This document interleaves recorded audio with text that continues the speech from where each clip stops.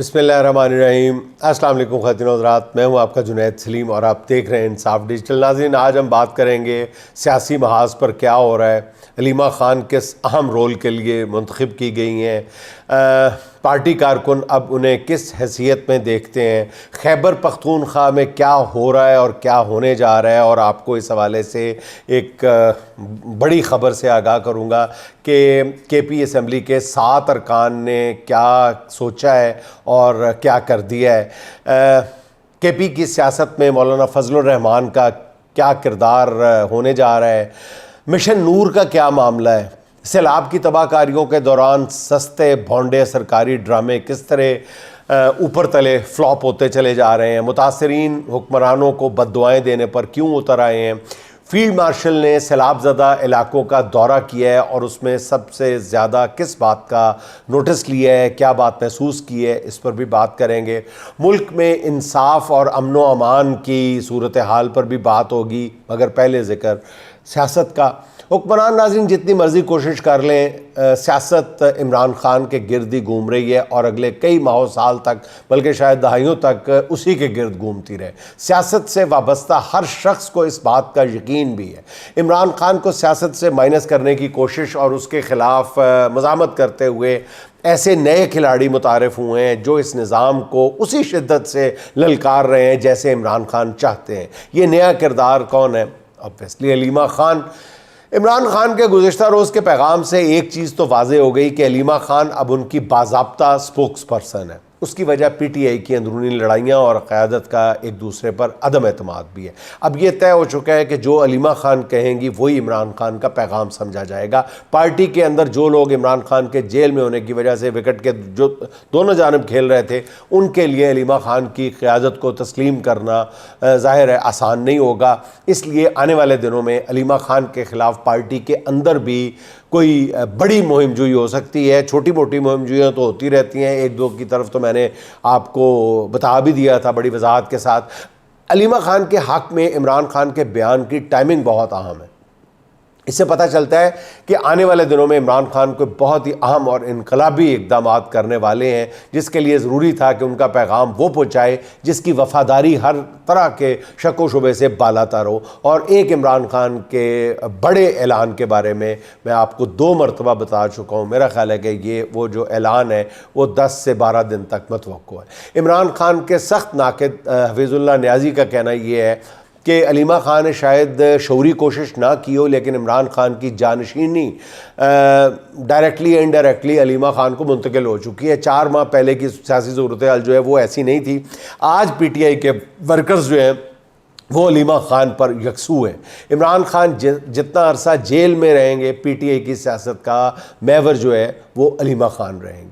अब ज़राए बता रहे हैं कि अक्टूबर और नवंबर में एक बार फिर ज़मीन गर्म होने वाली है। ज़राए के मुताबिक सैलाब की सूरत हाल मामूल पर आते इमरान ख़ान तहरीक की कॉल दे सकते हैं। ये अक्टूबर के वस्त में भी हो सकता है, क्योंकि तहरीक के लिए मौसम भी सबसे ज़्यादा मौजू शायद यही होगा। मुल्क में सैलाब और हुकूमत की मिसमैनेजमेंट ने अवाम का गुस्सा जो है वो 7वें आसमान तक पहुँचा दिया। इन हालात में तहरीक शुरू हुई तो उसका संभालना बहुत ही मुश्किल होगा। जिस तरह ग़ज़ाई बहरान की पेशगोई की जा रही है, उसमें हुकूमत के ख़िलाफ़ नफ़रत जो है तमाम हदें फलांग सकती है। नाज़रीन, इन्हीं दिनों में एक नई मूव सामने आई है PTI के हलकों की तरफ से, ख़ास तौर पर सोशल मीडिया की तरफ से, कि मिशन नूर उसको नाम दिया गया है कि 20 सितंबर रात 9 बजे अवाम अपनी छतों पे चढ़ के अज़ानें देंगे और अपना मुकदमा अल्लाह की अदालत में पेश कर देंगे कि वो यहाँ के निज़ाम से मायूस हो चुके हैं। नाज़रीन, ये इससे मिलती जुलती तजवीज़ 1 साल पहले भी एक बहुत ही एक आला सतही मीटिंग में डिस्कस हुई थी कि लोग सिर्फ़ अपने घरों से बाहर आके उस आयत का विर्द करें, कुरान पाक की उस आयत का विर्द करें या बुलंद आवाज़ में वो आयत पढ़ें जिस आयत को न जाने क्यों एक ख़ास सियासी शख्सियत से मंसूब कर दिया गया। अच्छा नाज़रीन, और फिर उसके बाद इस तजवीज़ की एक और शक्ल भी सामने आई कि लोग अपनी छतों पर चढ़ के अज़ानें देंगे। ये भी कमो बेश उन्हीं दिनों की बात है। इसमें जब ये किया जाएगा, 20 सितंबर को भी किया जाएगा, तो नाजरीन कोई भी किसी के ख़िलाफ़ भी कानूनी कार्रवाई नहीं की जा सकती। ज़ाहिर है कि छत पे चढ़ के अज़ान देना जो है ये किसी तरह की भी ये कानून की ख़िलाफ़ वर्जी या कोई भी बहाना, कोई भोंडे से भोंडा जवाज़ भी तराशा जाए तो मेरा ख्याल है किसी के ख़िलाफ़ कार्रवाई नहीं की जाएगी। लेकिन नाजरीन आप मेरी ये बात भी कहीं लिख लें कि अगले 2-4 दिन के अंदर अंदर अगर इस तहरीक ने या इस ये जो स्टेप है ये जो लिया जा रहा है अज़ान का मिशन नूर के नाम पे, अगर इसने ज़ोर पकड़ा तो फिर आप देखेंगे कि नून लीगी भोंपू जो हैं वो ज़रूर इस हवाले से भी एक नई मंतक सामने लेके आएंगे कि जी हुकूमत ने ऐसे लोगों को छतों पर पॉइंट आउट करने का एक मंसूबा तैयार कर लिया है, चीन से इम्पोर्टेड एक टेक्नोलॉजी मुतारफ़ करवा दी है। आप ये नाज़रीन ख़ुद देख लीजिएगा कि इस बात से अज़ानों से भी खौफज़दा होगा ये निज़ाम, अज़ान से भी डरेगा कि जब लाखों करोड़ों की तादाद में लोग छतों पे चढ़ के अजानें देना शुरू कर देंगे, किसी कानून की खिलाफ वर्जी नहीं होगी, किसी को नाराज़ भी नहीं किया जाएगा, कोई इसकी मुखालफत कैसे कर सकता है। लेकिन नाज़रीन आप देख लीजिएगा कि इस पर भी पहले से डराया ज़रूर जाएगा कि ये हो जाएगा वो हो जाएगा, हुकूमत ज़रूर एक्शन में आएगी और हुकूमत निशानदेही करके लोगों को गिरफ़्तार करेगी। अजान देने से भी डराया जाएगा नाज़रीन, आप देख लीजिएगा। अब नाज़रीन इस हवाले से हमारे दोस्त असद तूर साहब का ये कहना है कि शरीफ फैमिली ने इस्टेब्लिशमेंट से कहा है कि एक्सटेंशन के नोटिफिकेशन से पहले मोहसिन नकवी की जगह राना सनाउल्लाह को वज़ीर दाखिला बनाया जाए, मगर फ़िलहाल शरीफ ख़ानदान की इस ख्वाहिश को कोई पजीराई नहीं मिल रही। अच्छा नाज़रीन, मैं वैसे यहाँ पर वजाहत करता चलूँ कि मैं इस ख़बर से इत्तफ़ाक़ नहीं करता कि नून लीग की कोई बहुत बड़ी ख्वाहिश है कि वो वजारत दाखिला पे काबिज़ हो। मेरी इत्तला ये है नून लीग के बहुत ही अंदरूनी हलकों के हवाले से कि नून लीग ये चाहती नहीं है कि वो वजारत दाखिला, उनके मोहसिन नकवी के साथ ख़राब ताल्लुकात ज़रूर हैं, लेकिन वो वजारत दाखिला की ख्वाहिशमंद इसलिए नहीं है कि वजारत दाखिला जो है वो इस वक्त आवाम के ऑब्वियसली मौजूदा हालात में आवाम को काबू करना और फिर मज़ीद बिगड़ते हुए हालात जिसकी पेशगोई की जा रही है, उन हालात में आवाम के ख़िलाफ़ इक़दामात करना जो है वो गालियों के सौदे के सिवा कुछ भी नहीं है, सिर्फ गालियाँ ही पड़ेंगी। जबकि वो गालियों के मतलब वजारत दाखिला के बग़ैर ही सारे प्रोटोकॉल्स इंजॉय कर रही है शरीफ ख़ानदान की जो हुकूमत है, वफाक में भी और सूबे में भी, तो उनको क्या पड़ी है वजारत दाखिला लेने की, वो क्यों ये जो तौक अपने गले में पहनेगी। तो मेरे ख़्याल में ये सवाल भी है और मेरे पास ये इत्तला भी है कि शायद शरीफ ख़ानदान ये ज़रूर चाहता है कि मोहसिन नकवी को हटा दिया जाए, लेकिन नून लीग को लाया जाए। मेरा ख़्याल है कि शायद नून लीग ये ख्वाहिश नहीं रखती। दूसरी तरफ नाज़रीन तहरीक इंसाफ के अंदर भी जो चीज़ें हैं वो बड़ी तेज़ी से तब्दील हो रही हैं। गुज़श्ता वीलॉग में मैंने अर्ज़ किया था कि इमरान खान ने अली मीन गंडापुर के हवाले से अहम तरीन फ़ैसला कर लिया है। ज़राए का ये कहना है कि केपी असम्बली में PTI अरकान तक ये बात पहुँच चुकी है कि अली मीन हुकूमत के दिन गिने जा चुके हैं। फ़िलहाल इस बात का अंदाज़ा लगाया जा रहा है कि अली अमीन के हमायती अरकान कितने हैं। अब ज़राए का कहना यह है कि अगर इमरान खान ने अली अमीन को इस्तीफ़ा देने का कह दिया और उन्होंने इस्तीफ़ा ना दिया तो PTI के MPAs अक्सरियत में उनके ख़िलाफ़ जाके तो अदम एतमाद की तहरीक ले आएंगे। ऐसा हुआ तो मौलाना फजलुर रहमान का किरदार बहुत अहम होगा। बताया यह जा रहा है कि मौलाना फजलुर रहमान ने इमरान खान को पैगाम पहुँचा दिया है कि अली मीन की बरतरफ़ी और नए वज़ीर आला के तकर्रुर के लिए वो तहरीक इंसाफ की गैर मशरूत हमायत के लिए तैयार है।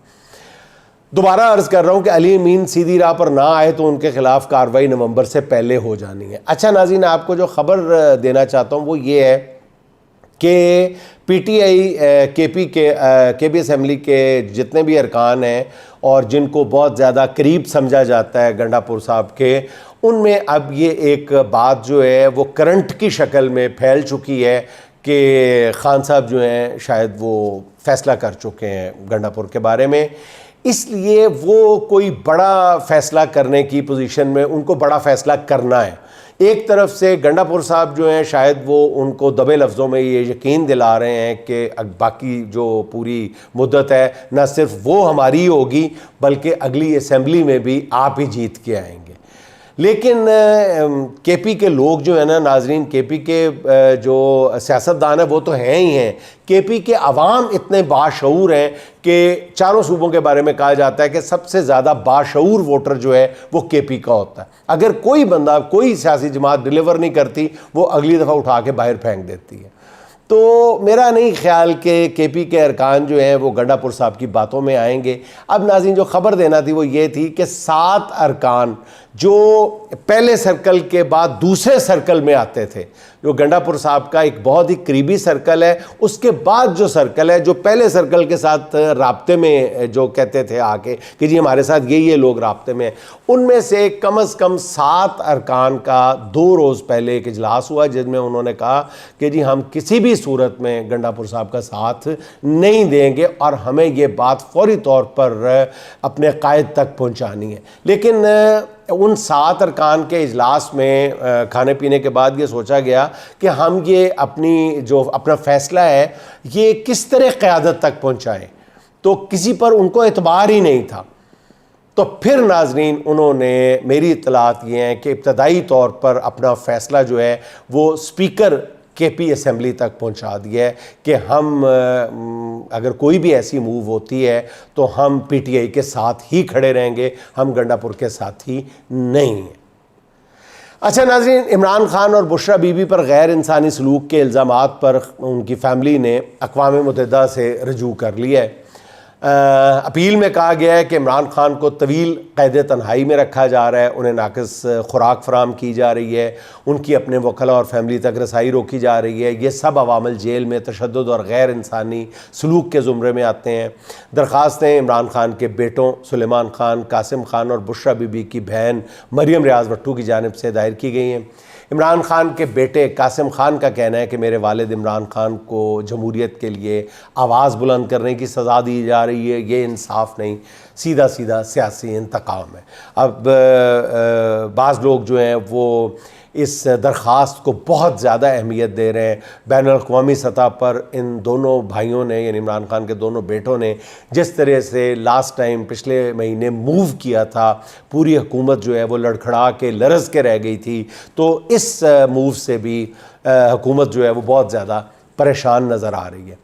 अच्छा नाज़रीन, इस्लामाबाद हाई कोर्ट के चीफ जस्टिस सरफराज डोगर और ईमान मज़ारी के दरमियान अदालत में तलब कलामी के मामले में अहम पेशरफ्त हुई है। ईमान मज़ारी एडवोकेट ने चीफ जस्टिस के कोर्ट रूम की CCTV फुटेज महफूज करने की दरख्वास्त दे दी है। दरख्वास्त में मौक़िफ़ इख्तियार किया गया है कि 11 सितंबर को chief justice Islamabad high court की अदालत में एक अफसोसनाक वाक़या पेश आया है। चीफ जस्टिस और ईमान मज़ारी के दरमियान मकालमे की फुटेज महफूज करना लाजिम है। कोर्ट रूम 1 की 11 सितंबर की 9 से 11 बजे तक की फुटेज महफूज की जाए। ईमान ने अपनी दरख्वास्त में कहा है कि CCTV फुटेज की एक कॉपी मुझे भी फराहम की जाए। अब ईमान मज़ारी की इस दरख्वास्त से नाज़रीन अंदाज़ा होता है कि वो चीफ जस्टिस के ख़िलाफ़ मोतसब को हैरेसमेंट की दरख्वास्त भी देने वाली हैं। अगर CCTV फुटेज मिल गई तो चीफ जस्टिस के ख़िलाफ़ सीधा सीधा फिर एक केस बनेगा। अगर 9 मई की और दीगर वाक़यात की तरह यहाँ भी कह दिया गया कि जी कोर्ट रूम नंबर 1 के कैमरे ख़राब थे, तो फिर एक और तरह की बड़ी शर्मिंदगी का सामना करना पड़ेगा। अब ज़रा ये कहते हैं कि इस मामले में शायद कुछ बड़ा होने वाला है। यही वजह है कि सरफराज डोगर काफ़ी घबराए हुए हैं। ख़ुद चीफ जस्टिस की फ़ैमिली ने ईमान मज़ारी की फ़ैमिली से रब्ता करके मामला रफ़ा दफ़ा करने की दरख्वास्त भी की है। बाज़ इत्तलात के मुताबिक इससे लगता है कि परेशानी की नौइयत क्या है और मामला कितना सीरियस है। फार्म 47 पर नाज़रीन मुल्क जो है कठपुतलियों के हवाले करने का नतीजा पूरी कौम भुगत रही है। यकीन जाने मुल्क 94 खरब से ज़्यादा का मकरूज़ हो चुका है। रोज़ाना 25.5 अरब रुपए कर्ज़ लेकर काम चलाया जा रहा है। सरमायाकारी कहीं से भी नहीं आ रही। नून लीग का सीधा पढ़ने वाले भी पीछे हट रहे हैं। सहाफ़ी, मारूफ सहाफ़ी सुहेल वड़ाइच का कहना यह है कि शहबाज शरीफ से जो तवक्कुआत थी उन पर वो बिल्कुल भी पूरा नहीं उतर रहे। शहबाज शरीफ ने सर झुकाया हुआ है और वो चक्की में दाने की तरह पिस रहे हैं। एक तरफ ताकतवर इस्टेब्लिशमेंट है, दूसरी तरफ बड़े भाई की शक्ल में पार्टी है। तवील मीटिंग्स होती हैं मगर फ़ैसला कोई नहीं होता। इस नाअहली के दौरान पूरा मुल्क जो है वो सैलाब की बदतरीन लपेट में है। हर तरफ हुक्मरानों की नाकामी बोल रही है, चीख चीख के नाअहली बता रही है। सिविल इंतज़ामिया कहीं नज़र नहीं आ रही, जो थोड़ी बहुत इमदाद पहुँच रही है वो फ़ौजी जवान हैं और अलखिदमत और दीगर फलाई तंजीमें पहुँचा रही हैं। रियासत मजमूई तौर पर अपने लोगों का ख्याल नहीं रख पा रही। मुतासरीन अपना दर्द सोशल मीडिया पर बयान करते हैं तो उनके ख़िलाफ़ पर्चे दे दिए जाते हैं, मगर जो लोग बर्बाद हो गए हैं उन्हें कोई पूछने वाला नहीं है। मुतासरीन जिनका घर बार सैलाब में सब कुछ बह गया है, उनसे शनाख्ती कार्ड तलब किए जा रहे हैं। अभी तक लोग पानी में फंसे हुए हैं। अपनी मदद आपके तहत सैलाब से निकलने की कोशिश में लोग डूब रहे हैं, कश्तियाँ उलट रही हैं और कश्तियों वाले लाश ढूंढने का, नाज़रीन ये हम ही हैं। हुक्मरानों का रोना तो बाद में रोएं, ये हम ही हैं कि कश्तियों वाले जो है वो लाश ढूंढने का 5-5 लाख रुपया तलब कर रहे हैं। सैलाब से खुश्की तक पहुंचाने की कीमत 1 लाख रुपया। ना ऐसी बेबसी पहले कभी देखी थी ना सुनी थी। नाअहली हुक्मरानों की मतलब, और मैं क्या कह सकता हूँ कि हुक्मरानों की नाअहली अपनी जगह, हम अपने अवाम के, हम सारे अवाम जो हैं वो अपने गिरेबानों में झांक के देखें तो हमें ख़ुद शर्मिंदगी महसूस होने लग जाती है। अच्छा नाज़रीन, दरियाए चनाब ने जलालपुर पीरवाला में तबाही मचाने के बाद तहसील शुजाबाद का रुख किया है। जैसे ही सैलाब ने जनूबी पंजाब का रुख किया है, लाहौर में बैठी ब्यूरोक्रेसी ने किसी हद तक सुख का सांस लिया है। यहाँ अफसरशाही का ख्याल है कि जी चंद रोज़ के रोने धोने के बाद सब कुछ मामूल पर आ जाएगा। अलबत्ता मैडम वज़ीर आला जो है वो टिकटॉक का पेट भरने के लिए दिन में किसी एक सैलाबज़दा इलाके का दौरा करती हैं, जहाँ अरेंज्ड या यूँ कहा जाए तो गलत नहीं होगा कि सधाए हुए मुतासरीन उनकी खिदमत में पेश कर दिए जाते हैं। अब ज़रा ये बताते हैं कि सैलाबज़दा इलाकों में जो बच्चे मैडम वज़ीर आला से मिलवाए जाते हैं, ख़ास तौर पर ऐसे बच्चे जिनके बारे में फ़ैसला होता है कि मैडम वज़ीर आला उन्हें ज़रा जज्बाती कैफियत में जाके बाकायदा दोनों हाथों से उठा लेंगी, उन बच्चों को बाकायदा पहले डायपर लगाया जाता है कि कहीं कुछ हो ही ना जाए। इस तरह की एक तकरीब के दौरान मैडम वज़ीर आला एक बच्चे को उठाकर मिनरल वाटर पिला रही हैं। जब वो ये काम कर रही हैं तो पीछे खड़ी वज़ीर इत्तलात जो हैं वो मैडम वज़ीर आला के कान में कहती हैं, जो सोशल मीडिया पे वायरल हो गया है। यही तो मसला है, यही तो समझा समझा के थक गए हम लोग कि हर बंदा चलता फिरता चैनल है। मैडम वज़ीर आला के कान में कहती हैं कि इस तरह के 2 और भी हैं, जिस पर वज़ीर आला साहबा फरमाती हैं कि वो 2 कहाँ हैं, उन्हें भी लेके आओ। ये सब कुछ कैमरों के सामने हो रहा है। 3rd क्लास स्क्रिप्ट पर निचले दर्जे की अदाकारी हो रही है। मगर एक चीज़ की बहरहाल दाद देना होगी कि ये सब कुछ इतनी तेज़ी के साथ, इतने तवातुर के साथ एक्सपोज होने के बावजूद ये ड्रामा जो है ये मुसलसल जारी है। हुक्मरानों की आनियाँ जानियाँ देख कर एक बच्ची सोशल मीडिया पर क्या कहती सुनी जा रही है, ये ज़रा आप भी मुलाहिज़ा फरमाएं नाज़रीन। मुल्क में क्या हो रहा है? मदनियात अमेरिका के हवाले, मोटरवेज IMF के हवाले, एयरपोर्ट कतर के हवाले, मुल्क सैलाब के हवाले, अवाम अल्लाह के हवाले। अच्छा नाज़रीन, field marshal general Asim Munir ने आज जलालपुर, पीरवाला और अलीपुर के सैलाब के मुतासरा इलाकों का दौरा किया। ये दौरा इस लिहाज से अहम था कि फील्ड मार्शल के साथ सूबे की चीफ एग्जीक्यूटिव नहीं थी। सूबे का चीफ सेक्रेटरी फील्ड मार्शल को ब्रीफिंग दे रहा था, मगर मैडम वज़ीर आला साथ नहीं थी। इस मौके पर फील्ड मार्शल ने बैड गवर्नेंस का बार बार जिक्र किया। उन्होंने कहा कि रियासत हर साल कीमती जानों और अमलाक की तबाही की मुतहम्मल नहीं हो सकती। फील्ड मार्शल ने इस मौके पर एक बार नहीं ज़्यादा दफ़ा ये कहा कि पंजाब हुकूमत आवाम के लिए बहुत कुछ कर रही है। एक बार भी मतलब ये नहीं कहा, बल्कि बार बार बैड गवर्नेंस का जिक्र किया। एक बार भी ये नहीं कहा कि पंजाब हुकूमत अवाम के लिए कुछ कर रही है या बेहतरीन कोशिशें कर रही है, बिल्कुल नहीं कहा। उन्होंने जिक्र किया, बार बार जिक्र किया बैड गवर्नेंस का, इसका वो तज़किरा करते रहे। पंजाब में खड़े होकर बार बार बैड गवर्नेंस का जिक्र इस बात की ऑब्वियसली निशानदेही कर रहा है कि मुक़्तदर क़ुव्वतें अब ख़ुद को मौजूदा नाकाम और नाअहल हुक्मरानों से शायद फासले पर कर रहे हैं। अच्छा नाज़रीन, मुल्क में इंसाफ की जो हालत है उसके बारे में कुछ कहने की तो ज़रूरत रही नहीं, मगर दूसरी तरफ जजेज़ और ख़ास तौर पर आला अदलिया के जजेज़ पर जो इनायात हैं उसकी भी माजी में मिसाल नहीं मिलती। हाजिर सर्विस जजेस की मराहत और प्रोटोकॉल को छोड़ें, रिटायर्ड जजेस पर नवाज़शात की बारिश जारी है। इस बारे में ख्वाजा साद रफ़ीक ने एक पोस्ट करके बताया है कि इतनी मराहत के बावजूद सुप्रीम कोर्ट के रजिस्ट्रार ने जजेस के लिए ताहयात मज़ीद 3 पुलिस एहलकारों की खिदमात मांग ली है। साद रफ़ीक कहते हैं कि सियासतदानों, जर्नैलों और जजों की लामतनाई ख्वाहिशात और मराहत की तकमील का बारे गरा उठाते उठाते पाकिस्तानियों की कमर दोरी हो चुकी है। ये गरीब रियासत इस मुल्क की अशराफिया के मज़ीद नाज़ो नखरे उठाने के काबिल नहीं रही।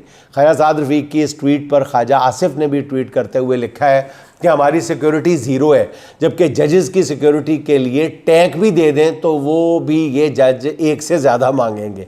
ख्वाजा आसिफ कहते हैं कि जजेस रिटायरमेंट के बाद भी नई दुकान खोल लेते हैं और इनके मीटर चालू ही रहते हैं। दोनों खाजगान की जजेस पे ये तनकीद नाज़रीन रूटीन से ज़रा हट के है, मामूल से ज़रा हट के है। वैसे बात उन्होंने कोई ज़्यादा गलत नहीं की, मगर फ़िलहाल तो नून लीग इस अदलिया और इन जजेस से पूरी तरह से फैज़याब हो रही है। ये इन्हीं के ख़िलाफ़ क्यों बात कर रहे हैं? क्या नून लीग किसी नए बयानिए की बुनियाद रखने की कोशिश कर रही है? इस पर थोड़ा बहुत ज़रूर गौर किया जाना चाहिए। मेरा ख्याल कुछ दिनों में सब कुछ वाज़ेह हो जाएगा। नाज़रीन, आखिर में वसीम बरेलवी के 2 अशार सुन लें। आते हैं आने दो ये तूफ़ान क्या ले जाएंगे, आते हैं आने दो ये तूफ़ान क्या ले जाएंगे, मैं तो जब डरता कि मेरा हौसला ले जाएंगे, मैं तो जब डरता कि मेरा हौसला ले जाएंगे। जिस ज़मीन पर मैं खड़ा हूँ वो मेरी पहचान है, जिस ज़मीन पर मैं खड़ा हूँ वो मेरी पहचान है। आप आंधी हैं तो क्या मुझको उड़ा ले जाएंगे, आप आंधी हैं तो क्या मुझको उड़ा ले जाएंगे। आप बस किरदार हैं अपनी हदें पहचानिए, आप बस किरदार हैं अपनी हदें पहचानिए, वरना फिर एक दिन कहानी से निकाले जाएंगे, वरना फिर एक दिन कहानी से निकाले जाएंगे। नाज़रीन, खुश रहें, खुश रखें। आपसे मुलाकात होगी इंशाअल्लाह अगले व्लॉग में। अल्लाह हाफ़िज़।